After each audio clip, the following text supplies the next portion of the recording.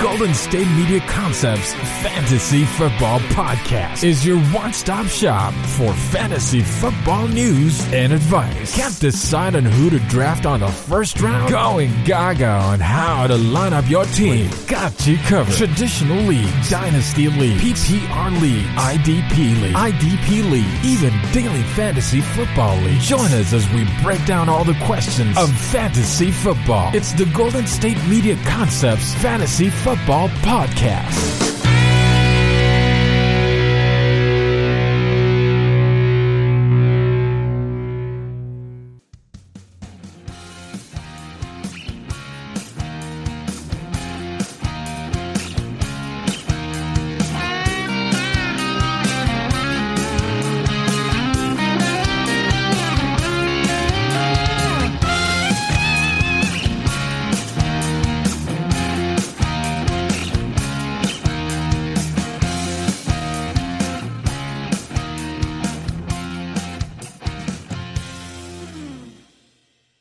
Thank you for tuning into the GSMC Fantasy Football Podcast, brought to you by the GSMC Podcast Network. I am your host, Ryan Basulto. We are here in March, so today's episode is going to be a March Madness themed edition of the Fantasy Football Podcast. We are going to give you 16 players in a tournament bracket style format, and all of them are competing at the top to be the number one undisputed overall pick in next year's draft. Got a lot of good names here, like Lamar Jackson, Patrick Mahomes, Zeke Elliott, Nick Chubb, Dalvin Cook. All these guys have a chance to be the number one pick in your fantasy drafts. We will figure out which one is the undisputed fantasy football March Madness tournament champion. And at the end of the show, stick around because I will give you the top 5 players in fantasy football who most of them have played in the past, and most of them actually are all tight ends. Top 5 fantasy football players that played in March Madness, because, you know, dual athletes, that's a thing. But, yes, we are back. Last time we had our interesting UFO, believe it or not, with Baker. It's still really cold outside, so I can't tell if there's any UFOs. It's really foggy, actually, here in California. It's been raining all day. But it is March, and it's going to rain a lot, and it's going to rain a lot of threes because March Madness is in town. One of the most betted on sporting events of the year is now here. March Madness is just crazy because literally a couple days ago, no one was a conference champion, and then 4 days later, they're a conference champion. You play 4 games back to back to back. Whoever just wins all the games outright just wins the tournament. And then it brings you to March Madness, where it brings down 64 teams that compete in a bracket-style format in college men's basketball, and they all compete to see who becomes the champion. And it only takes a week. It doesn't take a week. It takes like 2.5 weeks for March Madness to unfold. But yes, we are going to do a special fantasy football edition of March Madness. We got a lot of good players. All these people that I put on this list have a chance to be the number one pick in your fantasy football draft. Obviously, I don't know. There's always wild cards. I've met somebody who has drafted Sebastian Janikowski with their first pick. So I am not including those crazy wild card picks. Those are just, I don't even know how to explain those. Actually, that guy ended up going to his fantasy football championship. I don't know how he did, but I would have never let that happen if I was in that league. But yes, we are going to break down all the people that I think could be the number one pick in their respective fantasy drafts. Like I said, we got a lot of names. I'm not a big fan on quarterbacks being a first-round pick or a second-round pick, but it's a new year. And the quarterbacks I have here have a lot of potential to score a lot of points. So let's start off with the first round. There are 16 players. They're going to go head-to-head just with me. I'm just going to give you the head-to-head. And then I'm going to give you who I think should advance to the next round to become the undisputed first-round pick. Number one pick in the first round of fantasy football drafts. So, first round, Lamar Jackson versus Derrick Henry. That is a very interesting matchup because Lamar Jackson did not have a stellar year last year. He threw for 2,700 yards, 26 touchdowns, 9 picks. I mean, he rushed for over 1,000 yards again, like the third time he's done that. So you get the running back aspect from him, which is very key. 6.3 yards per carry, that means he's just getting chunk plays every day. So every 2 carries he has is 1 fantasy point. So that's something that's really, really valuable in the long run. 7 touchdowns rushing.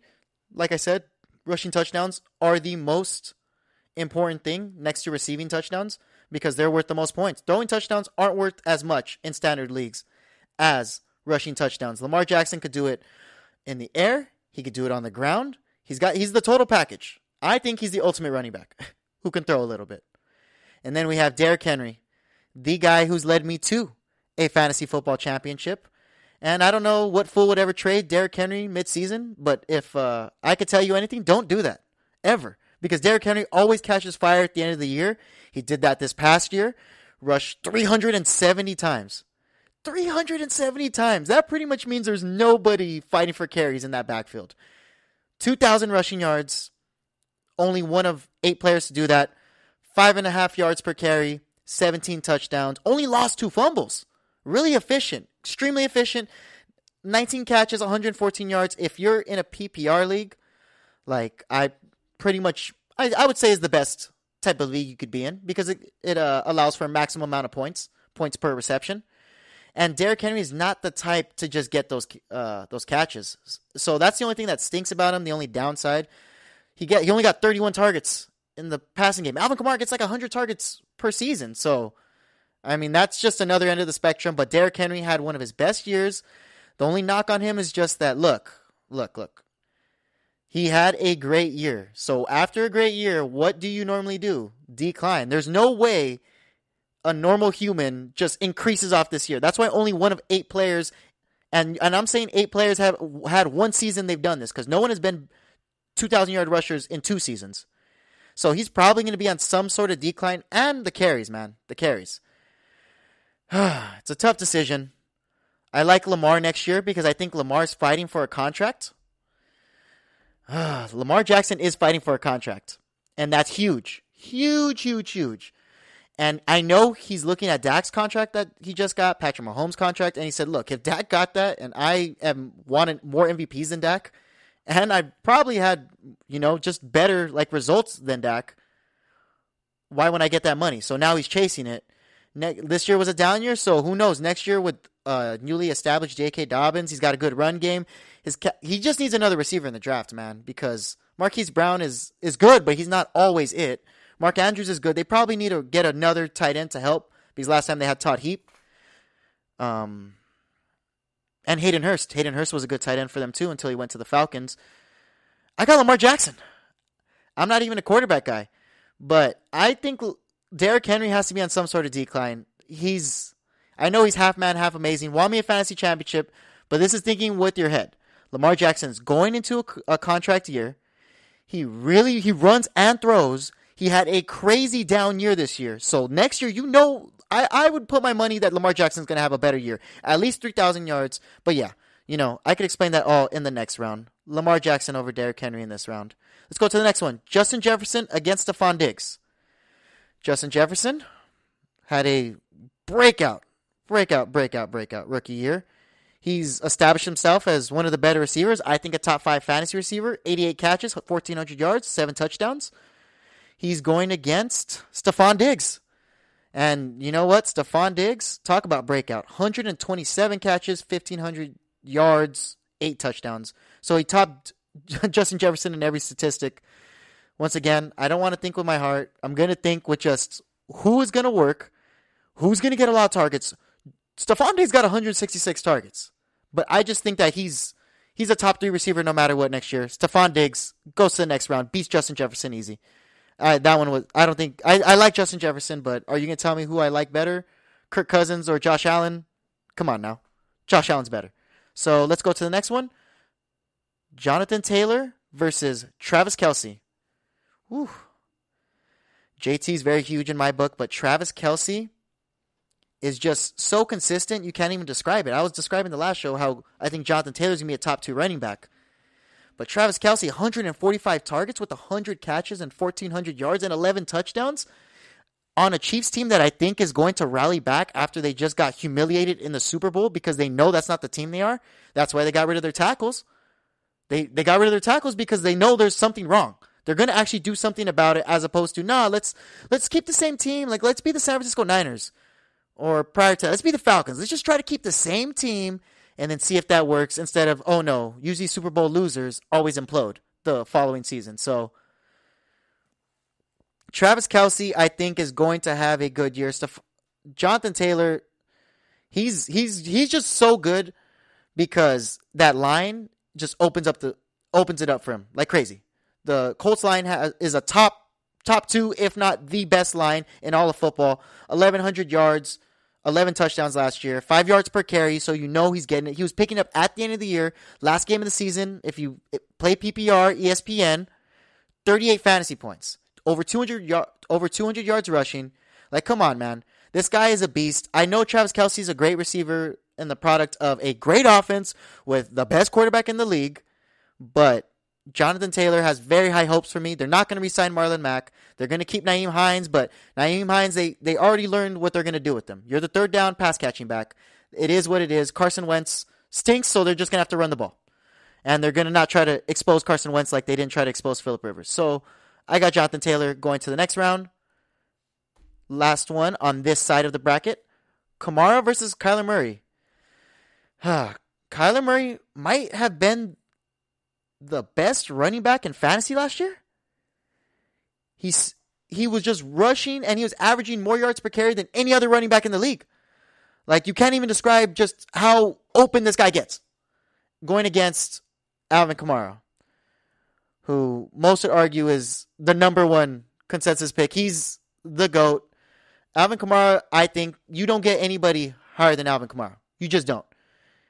932 rushing yards, but he had 16 touchdowns.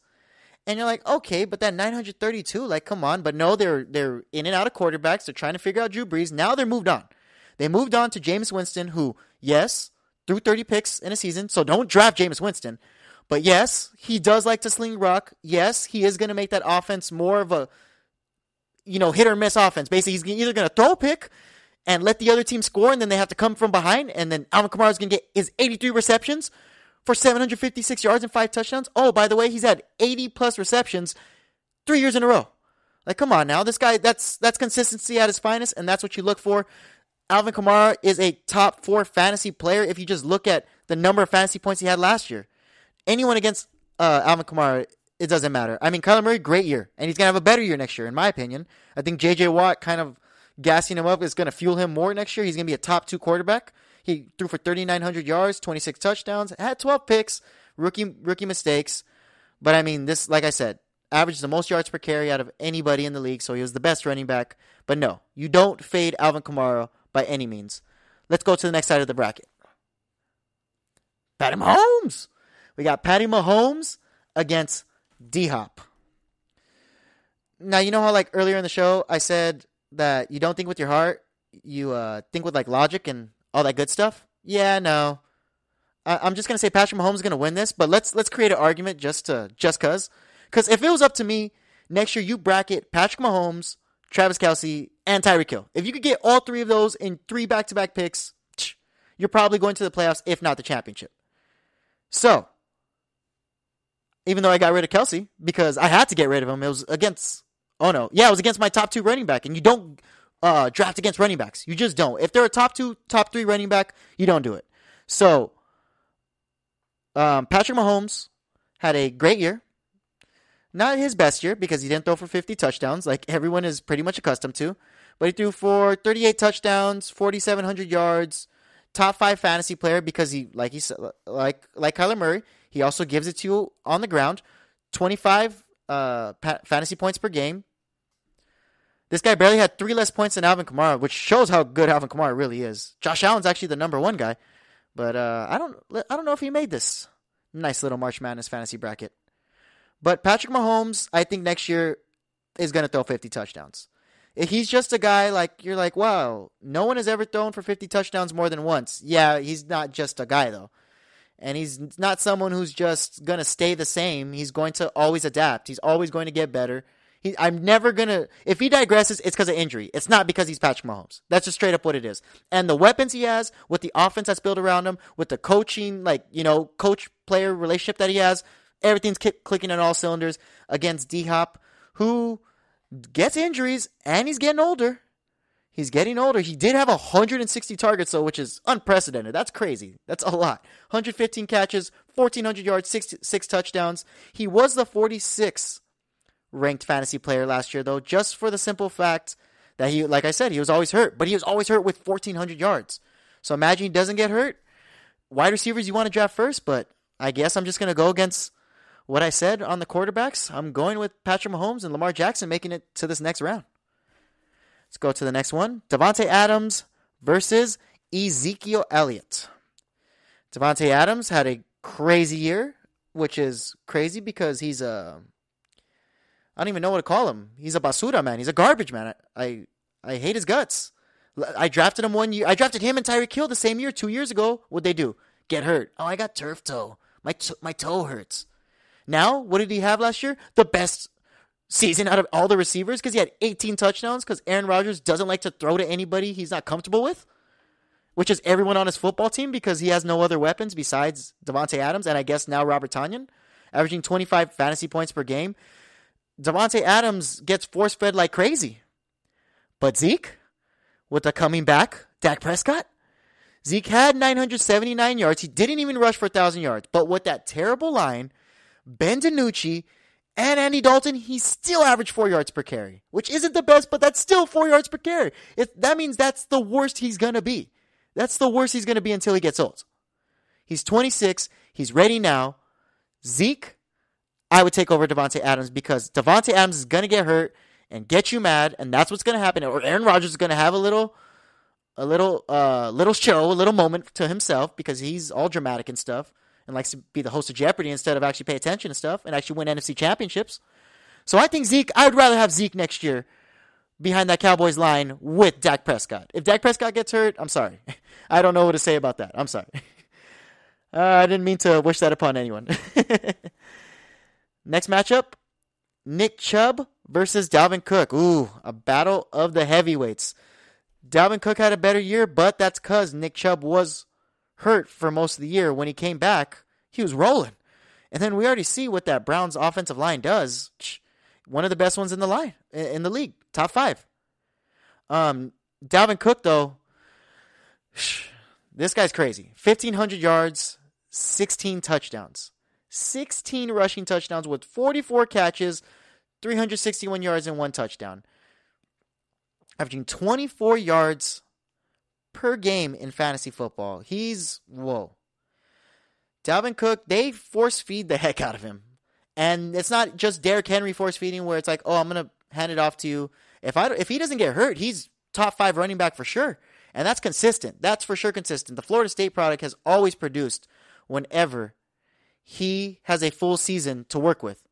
He's always been over 1,000 yards. Like, you saw him healthy this year. 1,800 yards from scrimmage. Freaking 16 touchdowns. Dalvin Cook is going to get force-fed in that little offense that they have on the Vikings. It's going to be him because Kirk Cousins is a guy to get flustered just in general. So once he starts getting scared, he's just going to go down to his checkdown guy, which is Dalvin Cook. And I noticed with the Vikings, they always get backup running backs who just get hurt. So Dalvin Cook is going to get hurt, but so is the backups. So is everyone on that Vikings line.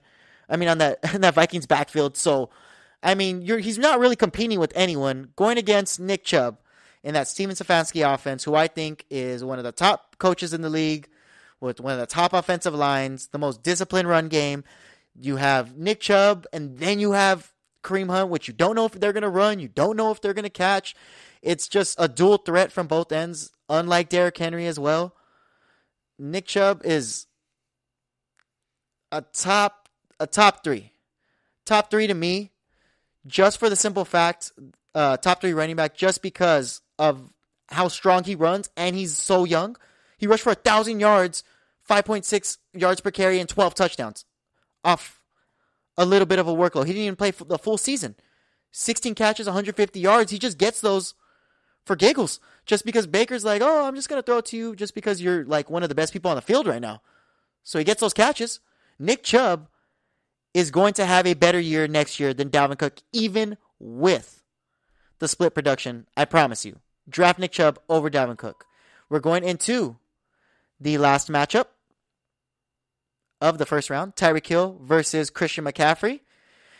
It's a tough one. Just because Tyreek Hill is so good. He's a man among boys out there. He's so small, but he just gets to the highest point no matter what, whenever Patrick Mahomes gives it to him. So it doesn't matter if he throws it high, throws it low, throws it to the side. Tyreek Hill rarely drops the ball. He gets a lot of targets. He has 135 targets, only, I guess, 25 less than D-Hop, but D-Hop is pretty much the bar. 87 catches, 1,200 yards, 15 touchdowns.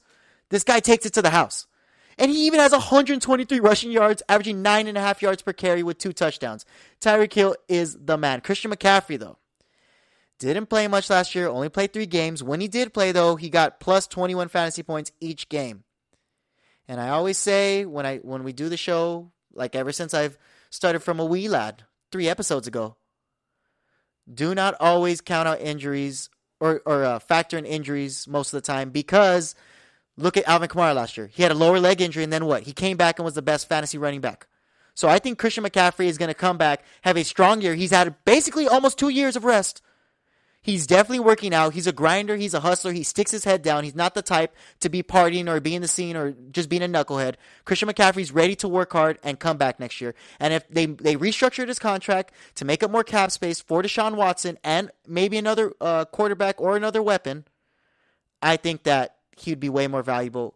Give me Christian McCaffrey over Tyreek Hill in that crazy offense. And literally, Christian McCaffrey, Jonathan Taylor, Kamara, and maybe Nick Chubb are the only people I'd put over Tyreek Hill. Because Tyreek Hill is the best receiver I've said on the list.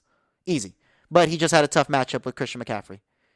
But yeah, that was the first round of our March Madness edition of the Fantasy Football Podcast.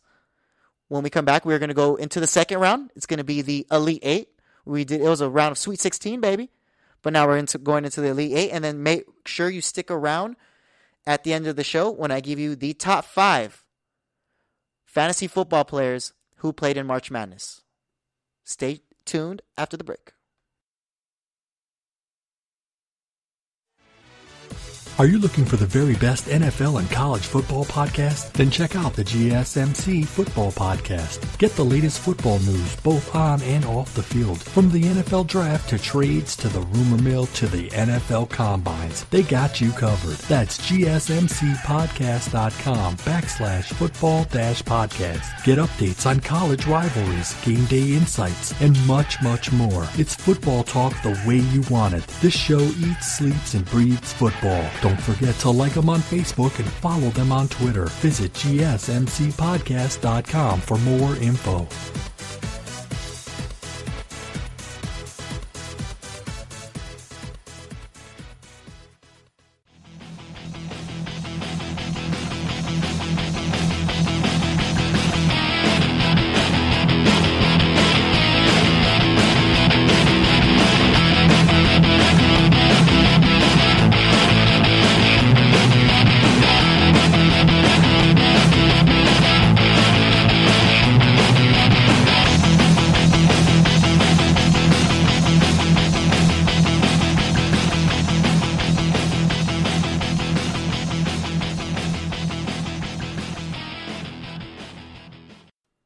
And welcome back to the GSMC Fantasy Football Podcast.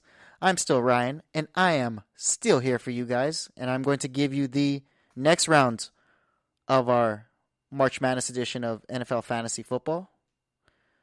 We are on to a good round. We have 2 quarterbacks, one receiver, only Stephon Diggs. And then the rest are running backs.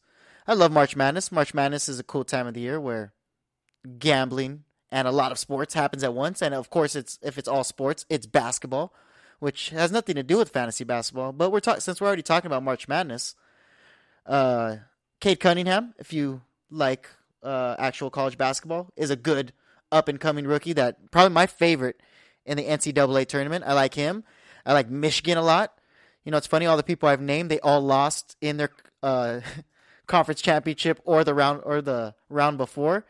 So I know that they lost and they don't have the most momentum. But those are just really, really good teams to me. And I'm actually really, really surprised they lost. Illinois was a team that won. They beat Ohio State in their conference championship. Who else? Alabama won the SEC championship. Oh, man. Even Georgetown beat Creighton, too, to win that championship. But I don't know if I'm buying Georgetown just because Georgetown was on the simple ride of the Garden.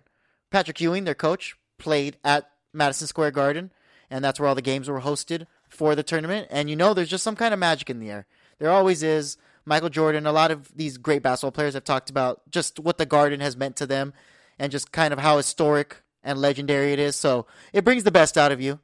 I mean, a lot of great people like Kobe and Steph Curry, they all have breakout games where but usually it's on the Knicks as of late. But the Garden is an electric place. So March Madness is a great time. But let's start talking about how these fantasy football players might make it to the next round and they might not make it to the next round. So we're going to go with the first matchup I have right here. We'll start on the right side of the bracket. Patrick Mahomes going against Ezekiel Elliott. Now, I know I always say no quarterbacks this far, but I said Patrick Mahomes is going to have to throw 50 touchdowns, which means that's one of the best seasons in fantasy history, which means he's going to be top 3, top 5 because of automatically how many points the quarterback gets for how many times he just touched the ball. He touched the ball every offensive play. And as long as Patrick Mahomes doesn't get hurt, which you should never bank on, like I said, as long as he doesn't get hurt, you're fine. Now, Ezekiel Elliott, you weren't able to see the best of Zeke, but Zeke still is a strong runner.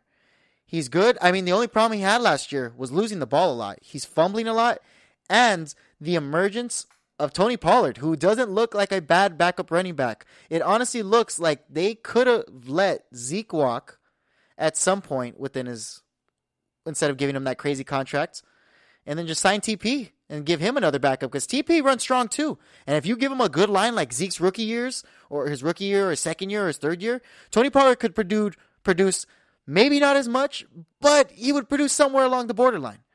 TP is a good running back. So having him on the back burner of Ezekiel Elliott doesn't help. But Patrick Mahomes has also gotten hurt for like a game or 2 years back to back. And with his running ability, he's more likely to get hurt because he's just not afraid to really go for touchdowns. If you look at Patrick Mahomes' rushing touchdowns, it's great, yes, that he's willing to risk it all, risk it to get the biscuit, to get those touchdowns. But the bad thing is he's really getting smacked up by these big guys, and you just don't see it because Patrick Mahomes is, 6'3"? So you just don't see it you're like, oh, okay, he's fine. He's just a big guy. He's barely getting bounced off of, but it might be the Cam Newton effect later down the line where Cam Newton is freakishly huge and has all the intangibles to be just a giant monster man on the field. But he got hurt too, and he breaks down just because of all the times he ran. Now, Patrick Mahomes doesn't run as much, and Patrick Mahomes will never, his arms will never disintegrate as much as Cam Newton's have. But Cam Newton, to his credit, did get shoulder injuries, and those are the worst injuries. But Patrick Mahomes does throw himself out there and could get hurt. But a plus to Patrick Mahomes, he doesn't turn over the ball that much. Only 6 interceptions last year.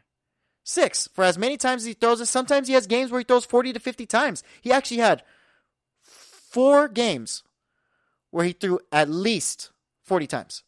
Patrick Mahomes is always going to throw the ball, and if Vegas knows anything, that they got to keep these games close on the Chiefs because everyone's going to already go for the Chiefs just because they know that they're a favorite, so they got to keep the games close. So Patrick Mahomes is therefore going to have to use his arm a lot.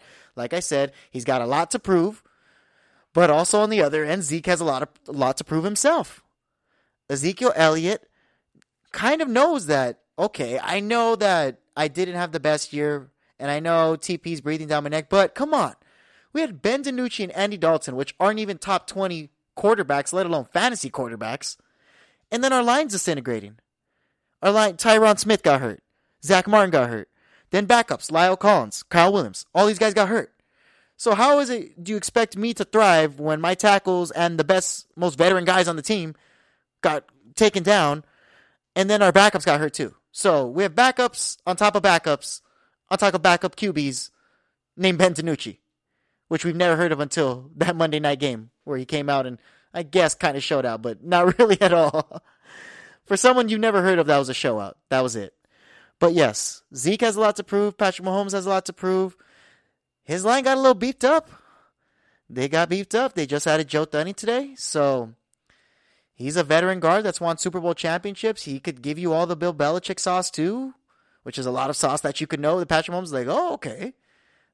Patrick Mahomes always learning new things every day. Like I said, just a couple years ago, like I stated in the last episode, this guy said, oh, I barely learned defenses. And you're like, what the heck, man? You barely learned defenses and you've made it this far? Like, not many people are like you. He's a constant adapter. He's going to definitely be better than Zeke next year, in my opinion. I would draft him over Zeke next year. Just because 50 touchdowns, one of the most historic seasons of all time. What am I going to get from Zeke? I'm going to get, if Dak's healthy, that's another if, 1,400 yards, which is really, really good. But what if I only get like 8 touchdowns or 9 touchdowns just because Tony Pollard's in the mix now? Or now that Dak's there, he's going to sling rock all day, and now CeeDee Lamb wants his love. They got Michael Gallup, CeeDee Lamb, Amari Cooper, Dalton Schultz now just emerged of last year. It's a lot of touchdowns to be spread. And if I know anything about freaking Mike McCarthy, that guy likes to sling rock all the time. Even with his Packers days and Aaron Rodgers, he would just force feed the ball on throws at the 5-yard line, 1-yard line, 2-yard line. So Zeke's going to get touchdowns taken away from him more than I think he's going to digress. So Patrick Mahomes, I think, advances to the next round. I'm more comfortable drafting him over Zeke. Let's go on to the next one. Dalvin Cook versus Christian McCaffrey. The guy who proved himself like crazy last year versus the guy who just couldn't catch a break in Christian McCaffrey. Poor Christian McCaffrey, I can't even look up his stats right now,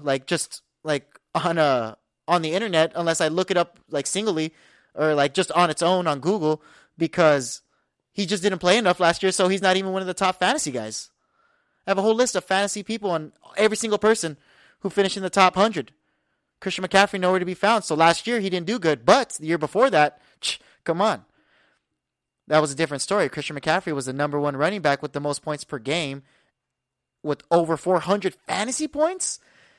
Let's put that in perspective. Josh Allen this year scored 396 fantasy points, and he went crazy just because he runs the ball like crazy. He doesn't average the most per game, but he played every single game, had the best receiver in the league, one of the best offenses in the league. Not really a good run game, so they have to rely on him more. 396 yards, 396 fantasy points, according to standard scoring. But on the other side of the coin, Christian McCaffrey scored over 400. So that means he's doing better than a guy who's getting the ball in his hands every single play, which is what Christian McCaffrey does. It's unheard of the amount of times Christian McCaffrey gets the ball. And it makes me laugh so much too because he gets the ball a lot, and then he got hurt this year, a lower leg injury. Then you're like, okay, so maybe you're going to give it to him less, and Mike Davis emerged more, so let's give it to Mike Davis. Wrong. They fed him a lot. He got over 20 carries. He got 33 fantasy points, 31 against the Kansas City Chiefs. They milked him. They don't learn their lessons. The Carolina Panthers are constantly going to use Christian McCaffrey more than Dalvin Cook, if not just as much. And what's crazy is they're both, I think, on the same end of the spectrum on how injured they could both get. Dalvin Cook, I don't trust year to year. The past 2 years, he's gotten hurt and missed at least 3 games. Christian McCaffrey just got an unlucky break last year, but Christian McCaffrey is a product of someone who may break down after you feed him over 300 to 400 times a year.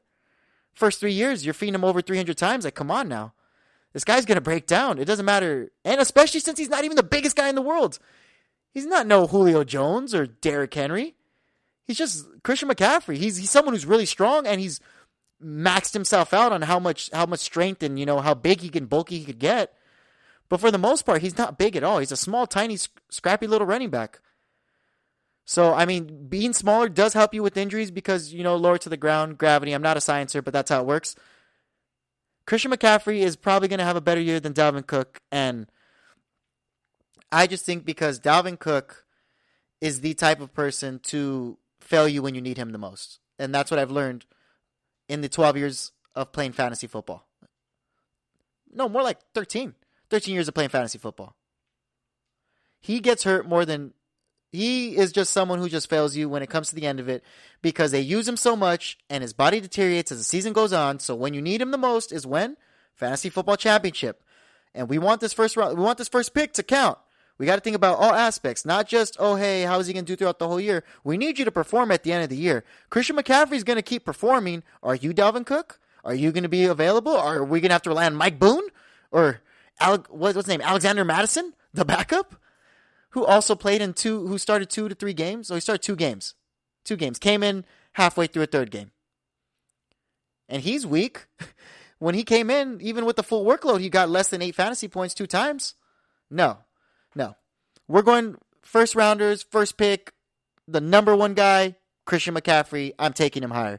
Let's go to the next side of the bracket. JT, Jonathan Taylor versus Alvin Kamara, who I think is the number 1 running back out of everybody.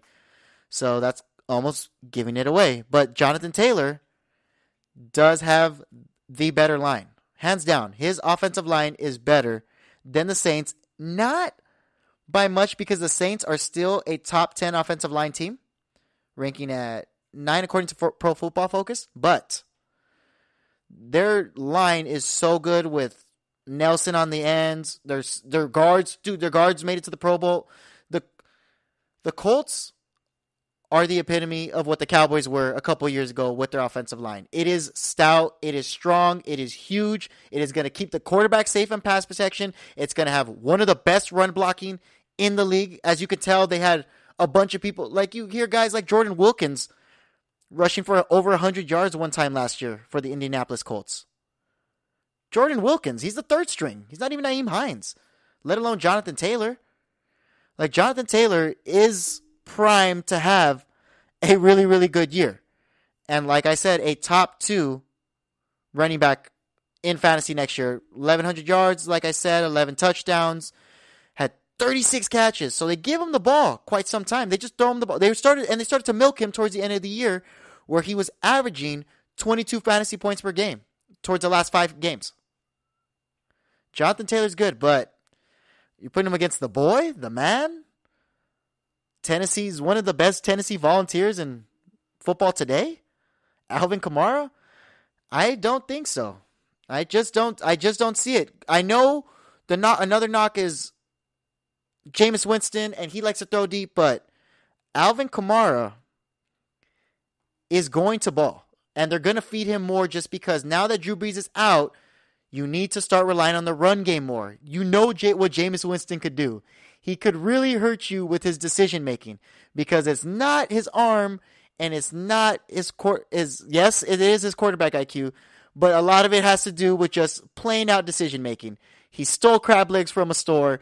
He's going to throw 30 interceptions in a year. This guy needs to get the ball less. You need to take it away from him. Alvin Kamara is going to be a top 2 running back next year. Alvin Kamara, I'm going over JT, even though I love Jonathan Taylor. It stinks that he had to go against Alvin Kamara because I would have had him high and pretty much win against most of these guys. Lamar Jackson versus Stephon Diggs on the next and last side of the second round. Lamar Jackson, quarterback of the Baltimore Ravens, one of the best running backs in the league, as I stated before, just because he just runs it. He runs 1,000 yards. Zeke didn't even rush for 1,000 yards. He rushed more yards than Zeke last year. And this was a down year. This is not his best year. It's not his MVP year. He peaked and then he's leveled out a bit. Now he's learning. He's adapting. He's going back and grinding. There's 2 different types of people at quarterback. There's the Baker Mayfields who are doing commercials and having fun and, dancing, being ridiculous. And then there's the people who you don't hear about all the time. Lamar Jackson. He's grinding. He's working out. He's getting the plays down. He's trying to be a better version of himself. Never not worried about the game. Baker has a wife. He's going to start a family, doing his thing. Lamar Jackson has a boo thing, but he knows this football is his ultimate boo. It's his bae. It's his love. Lamar Jackson is going to come out next year, and he's mad because people are talking mess about him, especially after the dump game. It's just like there's a lot of, funny connotations that you can make with Lamar Jackson after this past year. He's tired of it. He's going to have a better year. Going against Stephon Diggs, though? The number 2 fantasy receiver to me. He was the number 2 fantasy receiver, number 3 actually, last year behind Tyreek Hill and Davante Adams, according to fantasy points, but played all 16 games, 160 targets, 127 catches, 1,535 yards, 8 touchdowns. That's the only thing that stinks because Tyreek Hill gave you 15, Davante Adams gave you 18.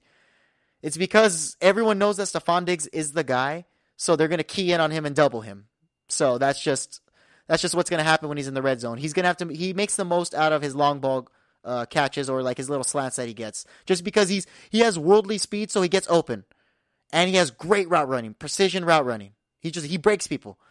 But Stephon Diggs also, I mean, the Bills lost John Brown, so Stephon Diggs is becoming more and more the number 1. And according to most people on the internet, if you ask them, Stephon Diggs is going to have a quote-unquote revenge year because he was quote-unquote mad at the Chiefs, that the Chiefs beat him in the playoffs. I know he's going to come out balling. I'm just saying the Bills won't beat the Chiefs if they meet him back up again. But that's another discussion. Stephon Diggs gets fed a lot. Josh Allen grossly feeds this guy. Like, it's crazy. It's like that Popeyes character, the guy who likes hamburgers. Like, that's what they do with Stephon Diggs and balls. Like, he just eats them all day. He gets the ball all the time. He always wants a hamburger in his hand. I don't know if that correlates, but that's how that works. Stephon Diggs is going to be a top 2 receiver next year behind Tyreek Hill. He'll be in front of Davante Adams. Hopefully he gets more touchdowns. But, I mean, if you're playing PPR, points per reception, Stephon Diggs is the way to go, man. 165 targets. Gabriel Davis is still another great fantasy receiver that's going to be on the other side. Watch. That is why they got rid of John Brown. Mark my words. They have Gabriel Davis still, and they still have the beast on the inside. You can't even doubt it. I haven't even mentioned his name. The Beast. Cole Beasley. They have 3 solid receivers with a great quarterback who is getting coached and groomed better and better each year. So, Stephon Diggs, you're better. You're going to be a top pick over Lamar Jackson for sure. I don't think Lamar Jackson is going to have that great of a year that you're not going to have more catches. I think this year was kind of like a warm-up season. Stephon Diggs still could get 1,600 yards, 115 catches, and 10 touchdowns next year. Just don't mark that out of the question. Don't think that, he went off this year and everyone knows it's him. No, Josh Allen is getting more and more accurate. His QBR has been going up the past 3 years. Each year, more and more. This guy shows that he knows how to play football. He has a good IQ. He led one of the best teams in the best offenses last year. Stephon Diggs is not the only receiver on that team, so even though he gets fed all the time like he's the only receiver, he's not the only one. So Stephon Diggs still has more and more room to grow. He's young too. He's really, really young. Under 27. So, that was the Elite 8 of the March Madness edition of the GSMC Football Podcast Tournament. When we come back, we are going to go into the last 2 rounds. We're going to do the Final 4 and then the championship round and see who deserves the top undisputed pick in your next fantasy football draft. When we come back, we will talk about it all and more. Tired of searching the vast jungle of podcasts? Now listen close and hear this out. There's a podcast network that covers just about everything that you've been searching. Hey! The Golden State Media Concepts Podcast Network is here. Nothing less than a podcast bliss with endless hours of podcast coverage. From news, sports, music, fashion, cooking, entertainment, fantasy, football, and so much more. So stop lurking around and go straight out to the Golden State Media Concepts Podcast Network. Guaranteed to fill that podcast itch. Whatever it may be. Visit us at www.gsmcpodcast.com. Follow us on Facebook and Twitter and download us on iTunes, SoundCloud, and Google Play.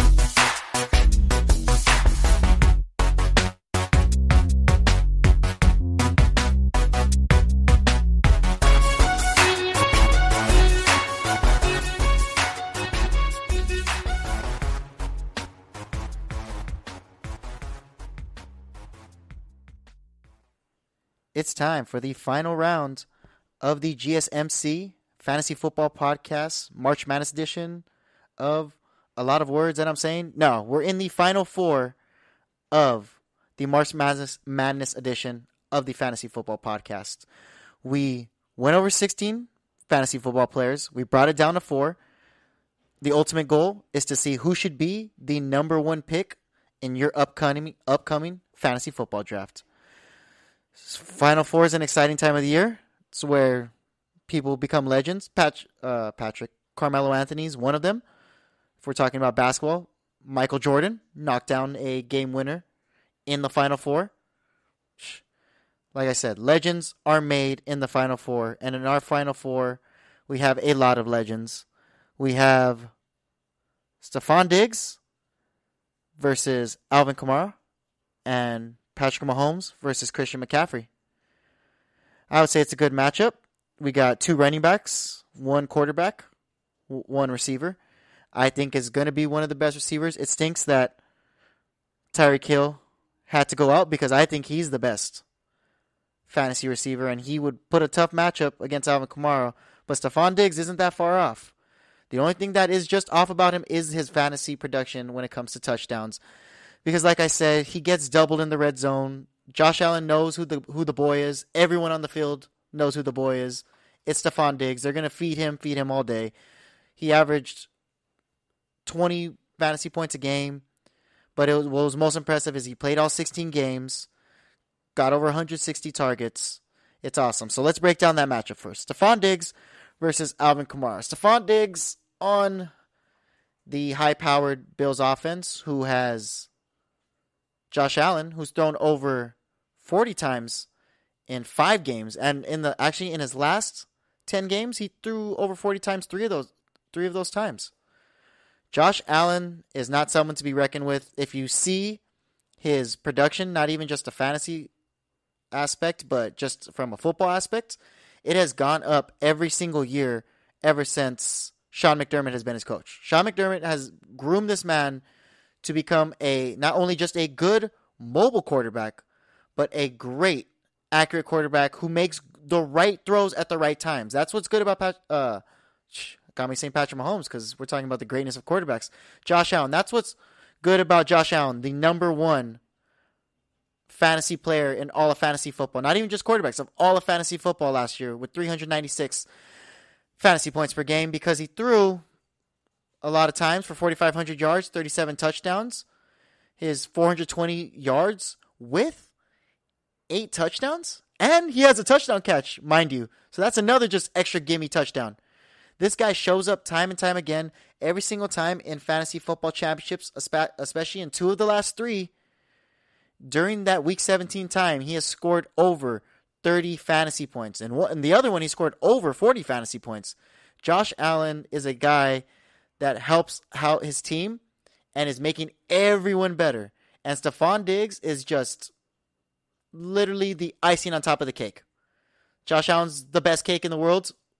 Best cake in fantasy football, and Stephon Diggs is just the perfect icing on it. I'm not a big icing fan, but Stephon Diggs, the perfect icing. Because this guy just gets open every single time. You say, I don't know if he's going to be able to reproduce it. Well, he went against Stephon Gilmore twice this year. He went against Xavier Howard, who a lot of people said was Defensive Player of the Year just because of how great he played at corner this year. He played him twice. He played against the Jets. I give you that. But come on. He played those 2 guys twice, and he got at least over 11 fantasy points in each of those games.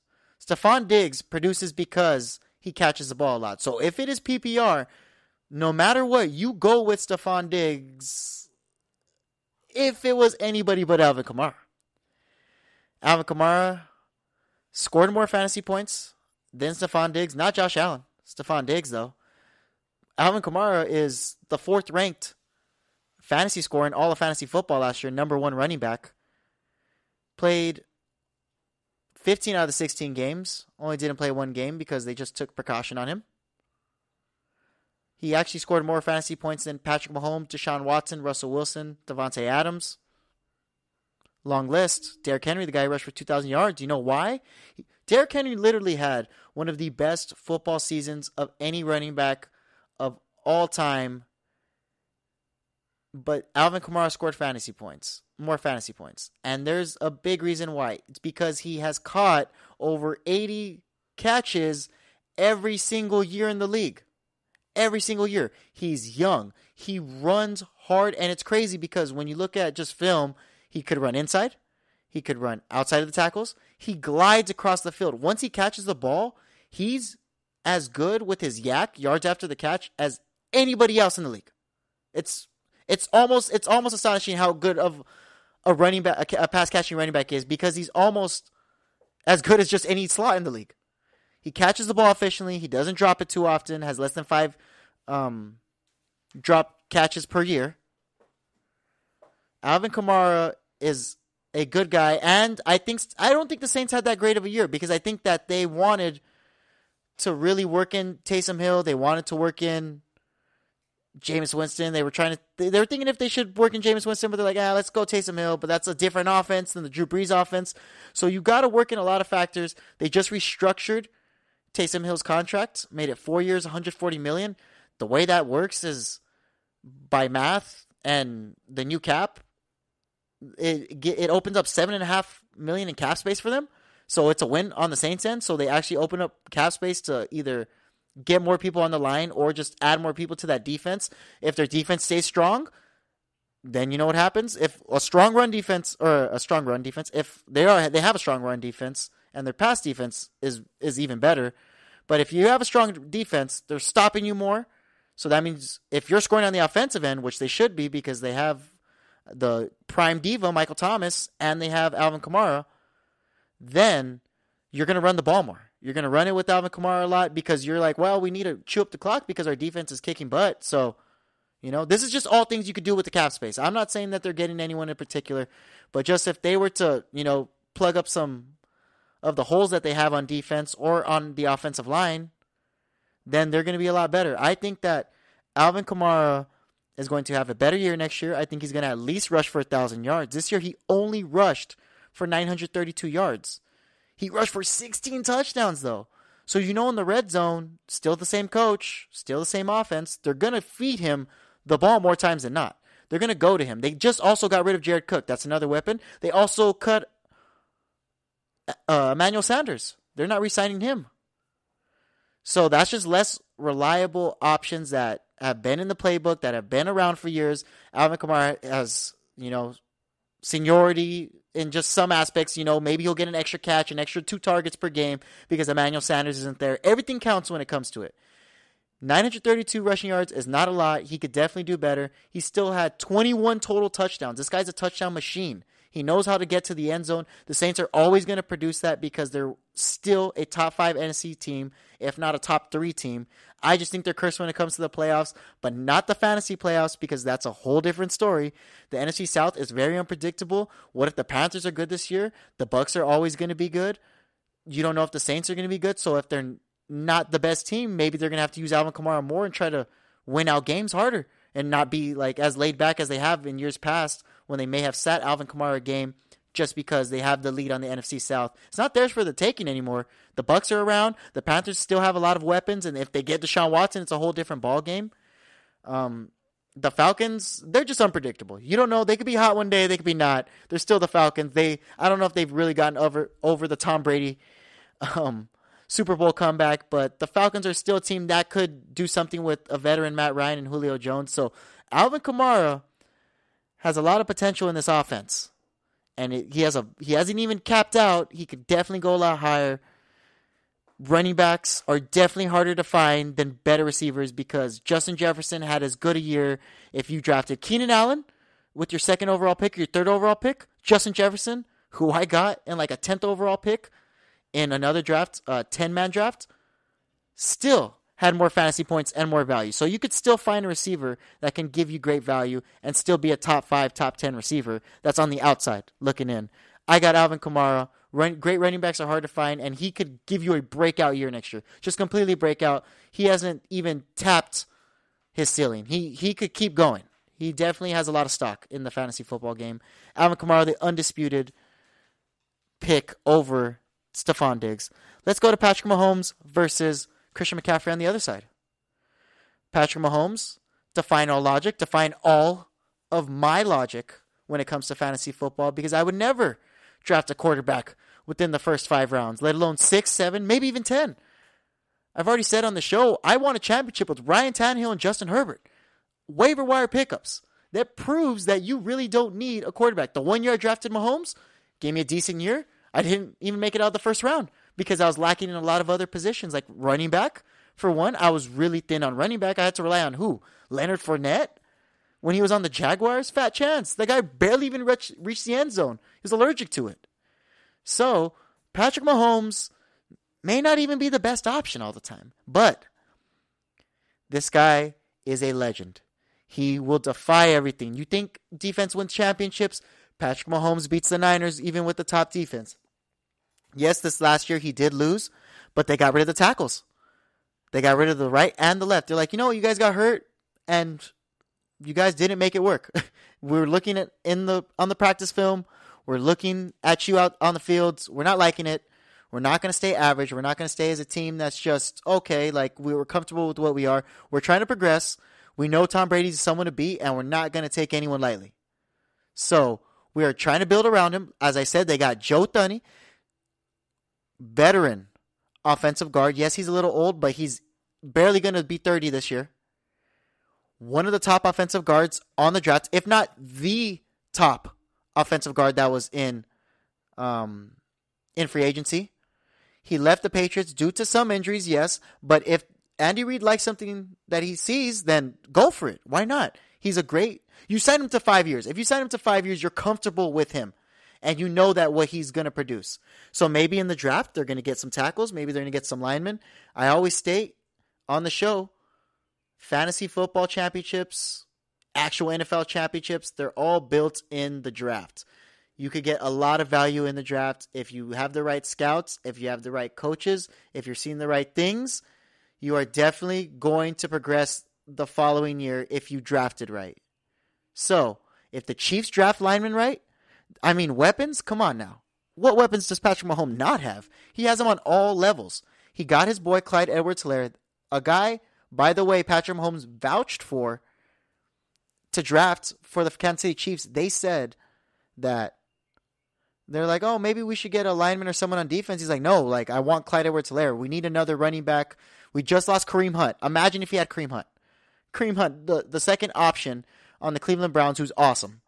Probably a top 3 round fantasy draft pick.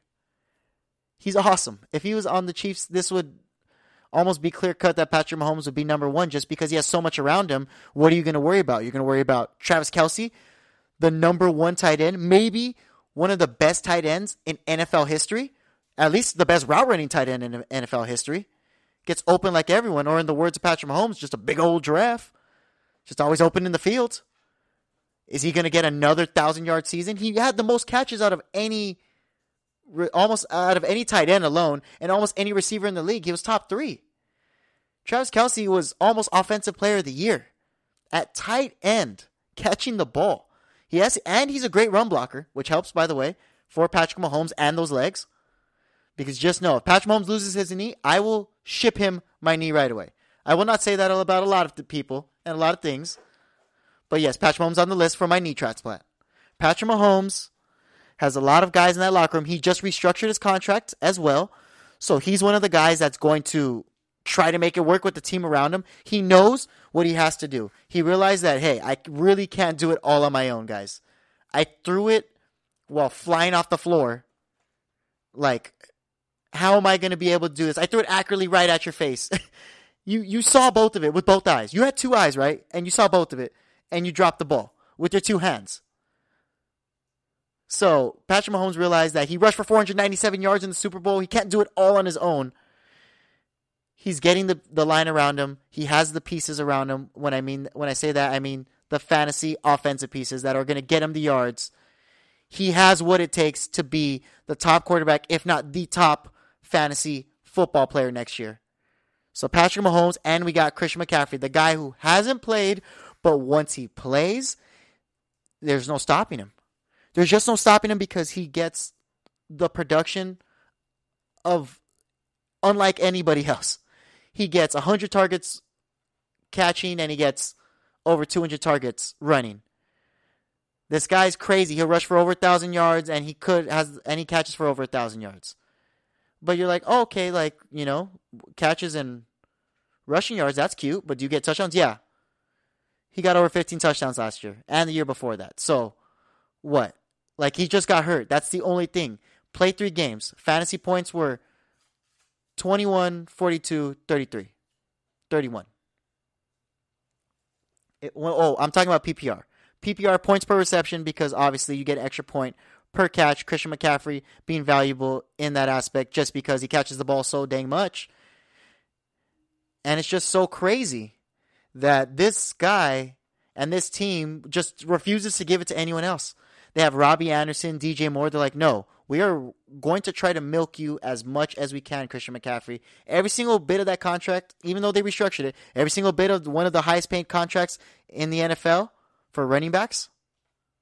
Yeah, no, we're going to use you every darn play. But he's not as big as Zeke. He's not as big as Derrick Henry. He's like the size of like Aaron Jones. Is he an every down back? Will he be reliable all the time? Or those leg injuries and the lower back spasms, are those a problem? Because at Fantasy Docs on Instagram, the guy I like to follow for all my fantasy advice, that guy's helped me out with a lot of fantasy pickups. We have Mike Davis. Mike Davis last year, he said that I think Christian McCaffrey's a little more hurt than people know, and Mike Davis is going to be a guy you should keep on to. That's what I did. Kept on to Mike Davis. What happened? And then I flipped him for a fool in my league for Antonio Gibson. If you want to see how I brought an orange to a house at that point. So Christian McCaffrey is going to get milked. When he plays, he gets the ball all the time. But is he more hurt than it seems? And is he going to get the ball more often, or is he going to come back stronger than ever? My money is that Patrick Mahomes is probably going to have a top fantasy season. And if Christian McCaffrey stays healthy the whole year, he has a high potential, the highest potential out of anyone besides Kamara on this list, to maybe have a higher potential than Patrick Mahomes. But Christian McCaffrey could also get hurt with that lower leg injury, and he could also revisit it because they're just going to milk him and they're going to feed him all the time.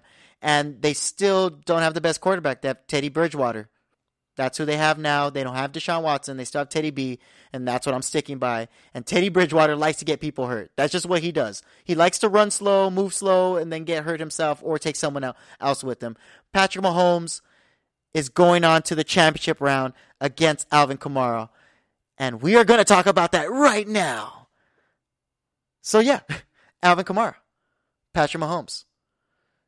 March Madness Fantasy Football Undisputed #1 pick in your respective drafts. Who should it be? Alvin Kamara, the Southern boy who is an animal, by the way, the best out of all the running backs, and possibly the best player on the list by far. Easy. Or is it Patrick Mahomes, who's projected by me, Ryan, the guy who's been with you for all these 3 episodes? Is it him who's going to be the top quarterback next year and the top fantasy football player therefore? Because if you're usually the top quarterback, and if you, let alone if you throw 50 touchdowns, let's throw that out the way. If you just threw 40, then you're probably going to be the top quarterback. You're going to have the most fantasy points per game because you're going to touch the ball the most. But the only thing is, you could also find on the waiver wire a top quarterback. You could find the year before that, I even found Russell Wilson. That was before a lot of people even had Russell Wilson sauce. He was just on the waiver wire for a week. I snagged him up right away. Russell Wilson ended up being a top 5 quarterback that year in 2019. Last year I picked up Justin Herbert, top 7 quarterback in fantasy. Ryan Tannehill, top 10 in fantasy quarterback. Like, come on now. You could get him at every pick down the line, and you could still get the needs that you want, like the tight ends, the running backs, and the receivers that you need in the first couple of rounds because they're scarce. Yes, I named a lot of great running backs today, but after that, I mean, yeah, and you're going on to the fall off. You're going into Josh Jacobs, Clyde Edwards-Helaire. You're going with guys that, yeah, they could give you 30 fantasy points, but they could also give you 9 fantasy points that same game, just because of the way their offenses work and the way they just kind of are built into the system and the way their systems work. So, Alvin Kamara versus Patrick Mahomes. Who should be the number 1 pick in this tournament style bracket? I think you just go with Alvin Kamara. Patrick Mahomes is going to have the most fantasy points next year. He's going to be the top quarterback next year. He's going to throw for 50 touchdowns, hopefully rush for none, because he's got to stop running. He has too beautiful of an arm to be running that much. Yes, run to stay mobile and stay within the pocket, but don't run outside and keep trying to take up the field and trying to take on all those hits. Because you'll get hurt, and these guys are grown men, and you're getting older, and they're still either young or staying the same age, and they could still put a hurt on you. So it doesn't matter how big you are. Cam Newton's huge, and he's still feeling it all this time right now. Alvin Kamara is one of the best running backs in the league. You always take a running back with the first pick. If you're getting the first pick in your draft, it's not even a question. You're taking Alvin Kamara. He is a lot further than all these people I've named in the draft to me. Like, that's how much of a separation there is on him. Just because he catches, he runs, he does it all. And he is the number 1 undisputed player in this tournament. Thank you for listening. After this, I'm going to go over the top 5 fantasy football players who played in March Madness when we get back after the commercial.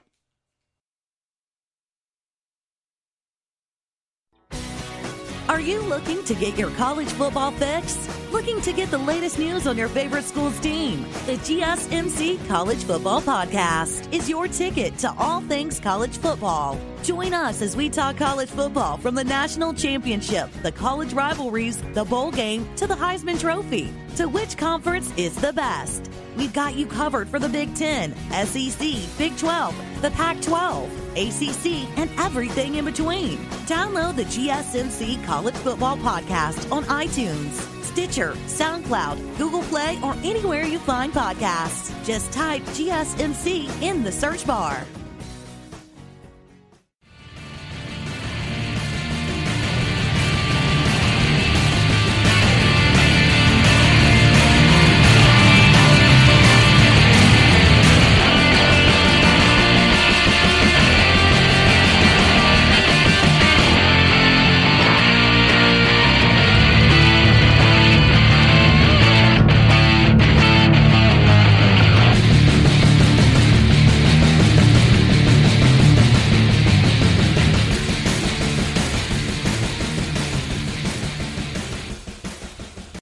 The GSMC Fantasy Football Podcast is back.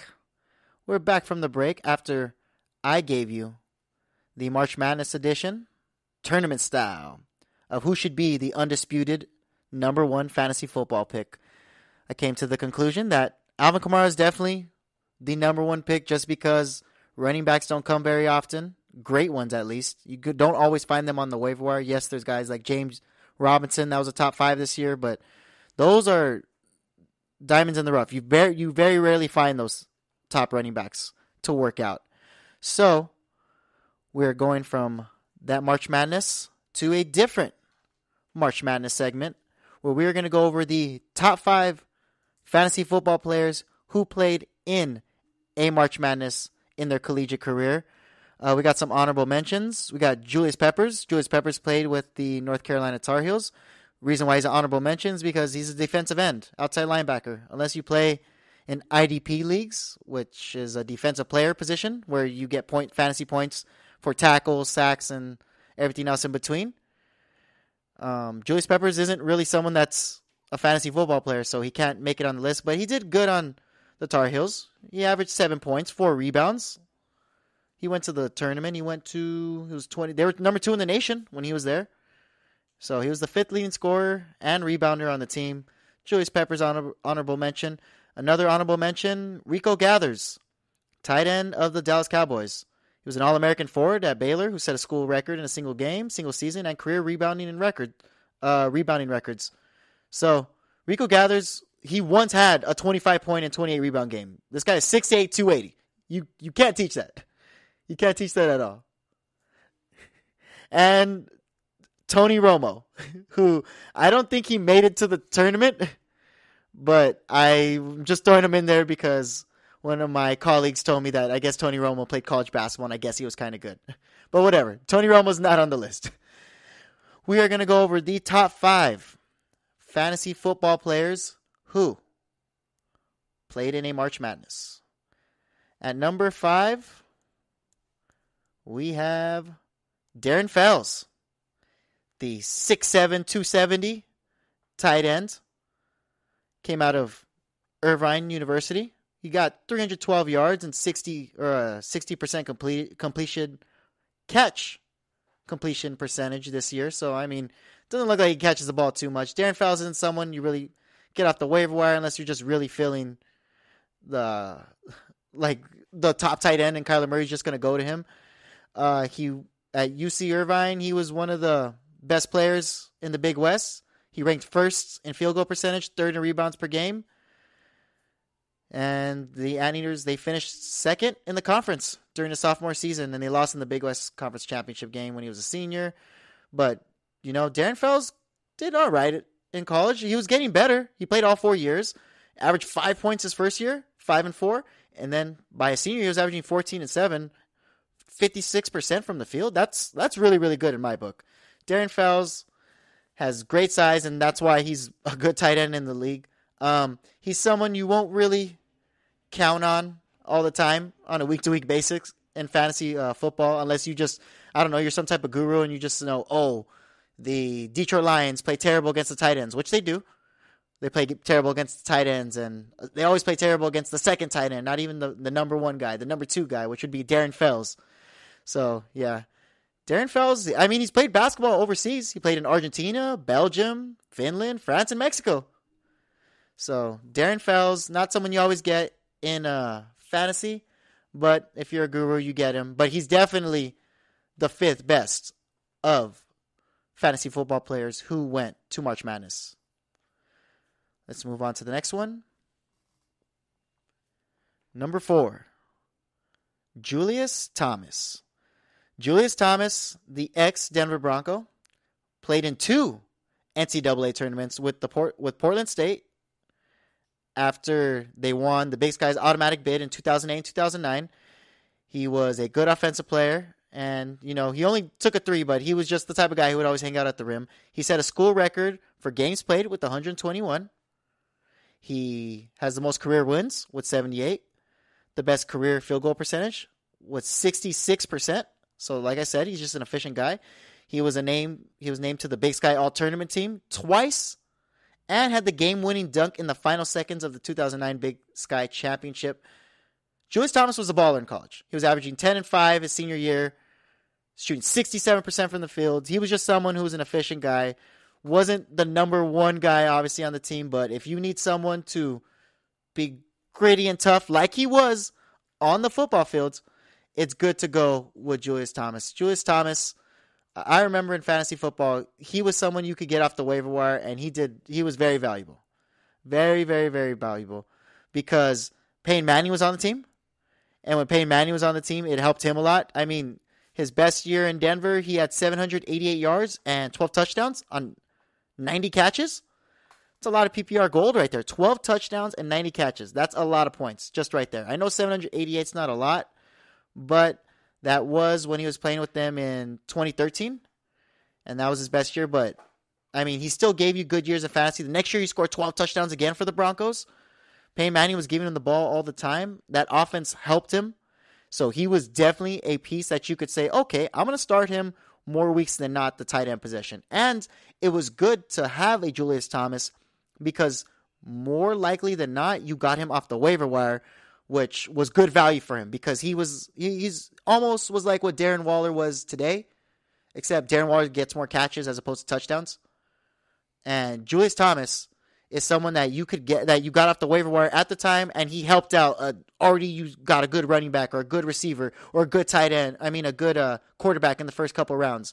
So great value. Yeah, when he went to Jacksonville, it declined a bit with still 46 catches, 455, and 5 touchdowns, but that's as good as a secondary tight end. It never got as good as his Denver Glory days, but still, those 2 seasons you got him, and he was on one of the fantasy championship teams that I played, not that I played against, but I was part of that league. So I know Julius Thomas definitely took some people to the top. He was one of the top waiver wire pickups of the year, and a diamond in the rough, especially for someone who's like, oh, I'll just find a tight end on the waiver wire, like I would normally say, unless I got Travis Kelce with the first pick. Julius Thomas is number 4 on the top 5 players who played in March Madness. Let's go on to number 3. Number three. I don't think number 3 is a lucky number. But number 3, we are going with Jimmy Graham. Jimmy Graham played tight end for the Saints, and he played tight end for the Packers, and he's played for the Bears. He's just going all around the NFC North. But he played college at one of the funnest and one of the best colleges in television history, Miami University. He played at Miami. We know what he did on the football fields because Jimmy Graham, in his prime of his career, was one of the best tight ends. He played for 120 games as a forward at Miami, and then he made the tournament in his junior year as the number 7 seed, and they won in the first round. I mean, they beat St. Mary's. He scored 9 and 7, so he's vital to the team. 9 and 7, it's not NBA. You're not going to be putting up 28 and 12 every single game. So 9 and 7 in college basketball is still good. But then they lost in the next round against Texas. So they lost in the round of 32. He averaged 4 points and 5 rebounds per game. Not the biggest impact to the team, but I mean, he's a 5-time Pro Bowl selection when it comes to football terms, and a first-team All-Pro tight end. Jimmy Graham has saved fantasy football seasons. He was one of the first people to be tight ends that are just going crazy on catches. Like he was doing what Travis Kelce's doing now before Travis Kelce was doing it. In this peak of his career, he was getting 99 catches, 1,300 yards. That's his best season. 99 catches and 1,300 yards for a tight end. You would think I'm talking about Travis Kelce numbers the way I'm saying it if I didn't tell you who the name was. Then the next year he got 85 catches, which is only 14 catches less. Still 85 catches and 982 yards. Remind you, he's a tight end. He doesn't need to be catching 1,400 yards. Why is he catching this much anyway? Saints are cursed, and that's why they were just feeding him all the time anyway. So then they went the next year in 2013, and he still got 86 catches, but he boosted up his yards to 1,200.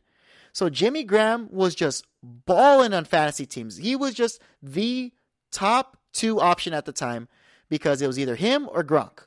Those are pretty much the 2 that were in the early 2010s. So 2010, 2011, 2012.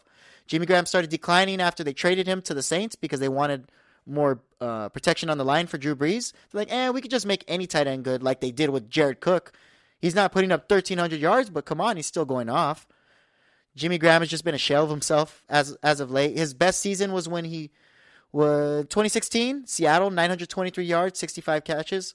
That was good, and then after that, he pretty much just gets 50 catches a year and 500 yards. But Jimmy Graham, though, don't forget, was one of the first people to be making tight ends really cool to catch the ball all the time. Jimmy Graham was the only guy to really catch 1,300 yards and dunk the ball through the field goal post. He was one of the best ones.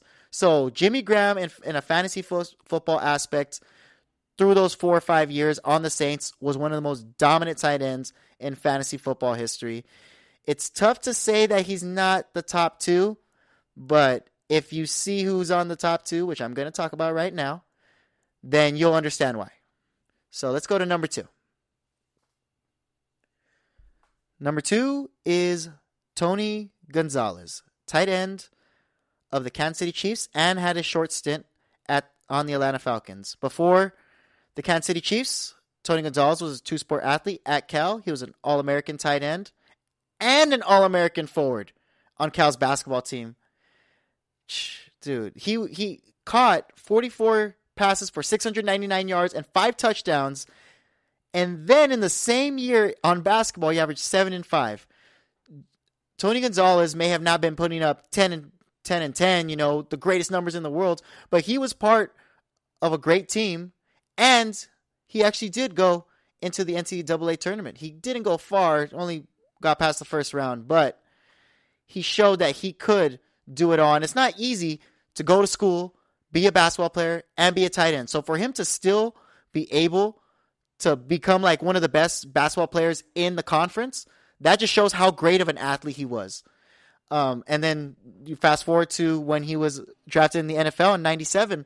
He was a 13th overall pick, first team All-Pro tight end in 3 different decades. He earned the honor 6 times, and he got 14 Pro Bowls. Ranked second in NFL history in career receptions with 1,325 receptions, 6th in career receiving yards with 15,127, and career receiving touchdowns, 115.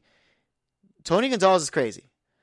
If we're talking about, these guys were the first ones to do it, Tony Gonzalez was after Shannon Sharp, and I don't know if there's really another tight end after that was catching it a lot. But yeah, I guess you could say Jeremy Shockey if you're really feeling frosty. But no. Tony Gonzalez was one of the most reliable safety blankets in history. He's the best tight end, second best tight end of all time. And it's hilarious because I'm literally just naming tight end by tight end. It's not even the top 5 fantasy football players who played in the March Madness tournament. It's more of the top 5 tight ends who also played basketball and football.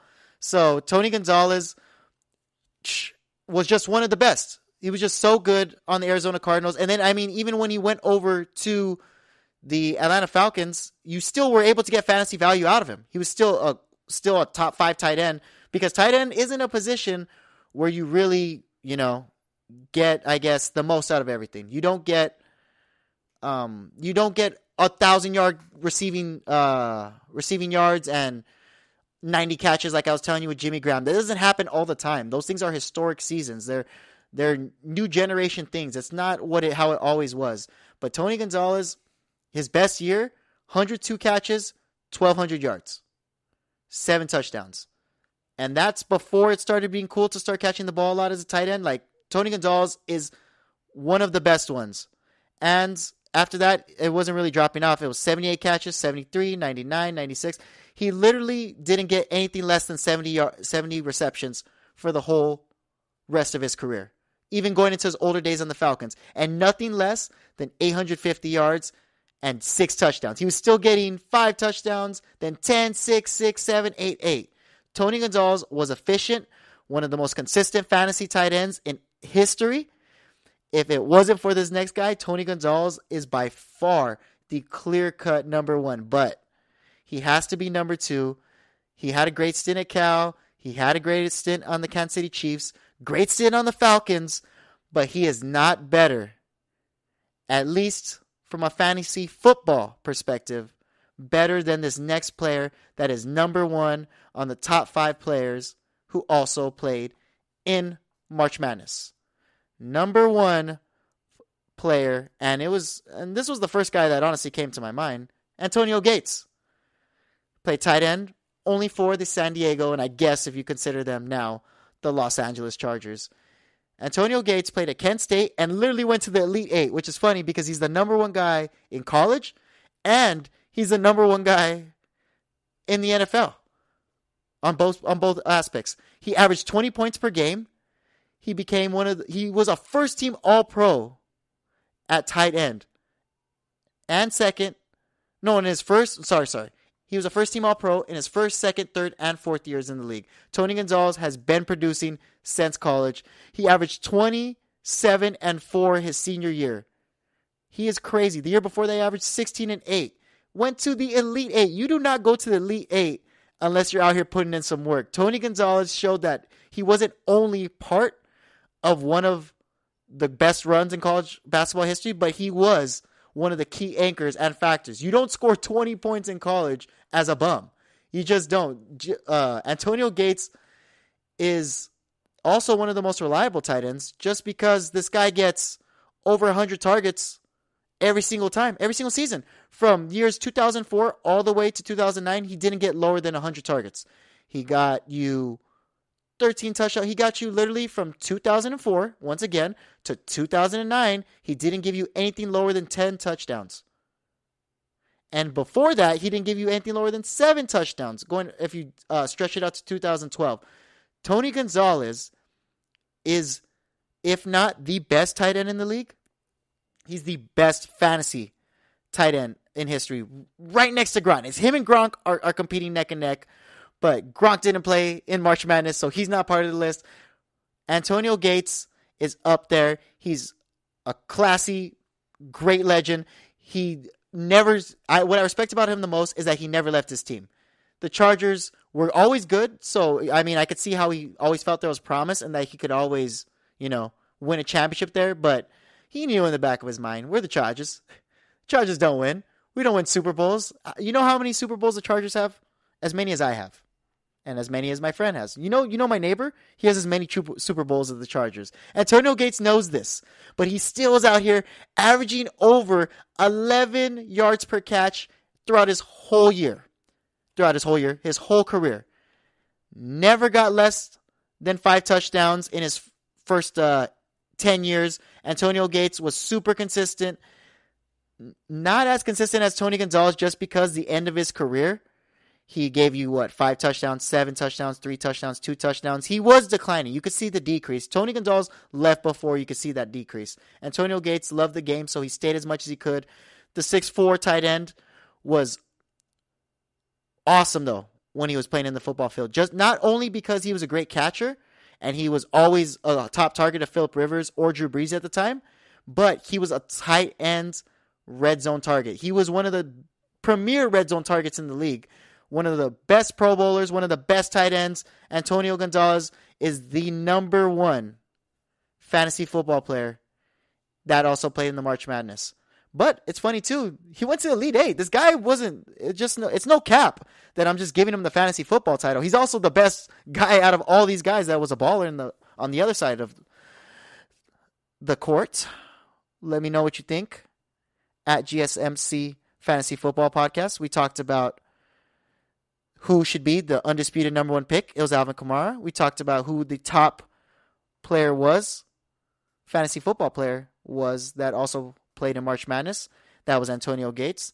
If you think it's someone else, let me know. We're available at Twitter, Facebook, and YouTube. Anywhere where a podcasting is available, we are there.